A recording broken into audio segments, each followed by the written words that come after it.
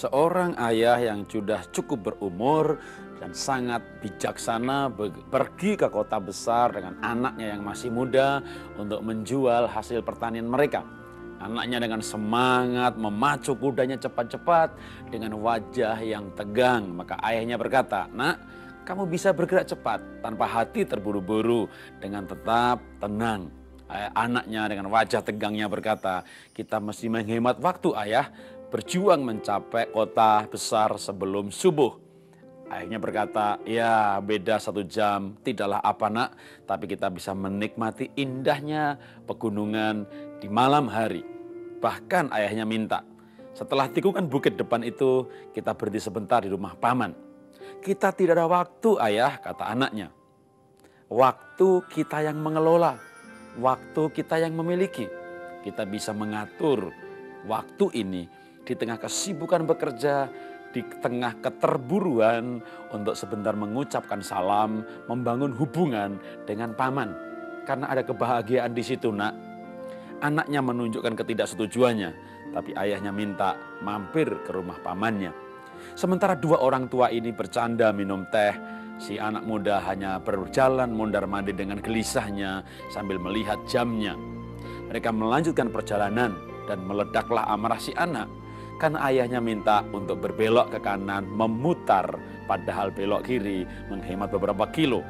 Dan ayahnya berkata, "Nak, kita justru menghargai waktu kalau kita menikmati hidup ini. Bukan saya nggak menghargai waktu kalau kita memutar sedikit. Karena di sana pemandangannya luar biasa, nak. Kamu bisa melihat nanti lembah kota besar itu kita lihat pada terang bulan malam hari." Anaknya dengan marah membelokkan keretanya ke kanan. Sementara anaknya hanya dengan muka yang tegang, tidak bisa menikmati indahnya alam malam hari itu. Sang ayah membuka bekalnya, melihat kota besar dari atas perbukitan pada tengah malam. Bahkan ayahnya minta waktu sedikit untuk sejenak memejamkan matanya.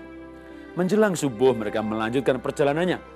Dan anaknya betul-betul kali ini tidak bisa menahan amarahnya, karena ayahnya minta berhenti lagi untuk menolong sebuah pedati yang terperosok.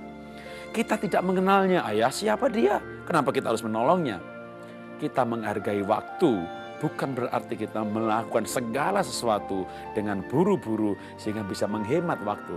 Kita menghargai waktu dengan mengisinya hal-hal yang mulia di dalam hidup ini. Anaknya dengan ketidaksetujuannya akhirnya membantu pedati itu dan menolong dengan gerakan-gerakan yang kasar karena memang dia tidak dengan senang hati melakukannya. Ketika menjelang subuh mereka betul-betul memasuki kota, akan memasuki kota di bukit yang terakhir, maka mereka melihat bunyi ledakan guruh yang besar sekali. Dan anaknya berkata kepada bapaknya, "Aku bilang apa-apa, kalau tadi kita buru-buru, kita tidak kehujanan di kota itu." Dan ketika mereka betul sampai di puncak bukit, mereka memandang kota itu dengan terpana. Bukan hujan air, itulah hujan bom di kota Hiroshima. Ini kisah nyata yang saya terima dari kiriman internet dari teman di Jepang. Bahwa ada sebuah kisah nyata demikian tanpa mengurangi rasa hormat pada mereka yang menjadi korban dari Hiroshima. Tapi di balik kisah itu ada orang yang menggunakan waktunya dengan baik, bukan berarti buru-buru.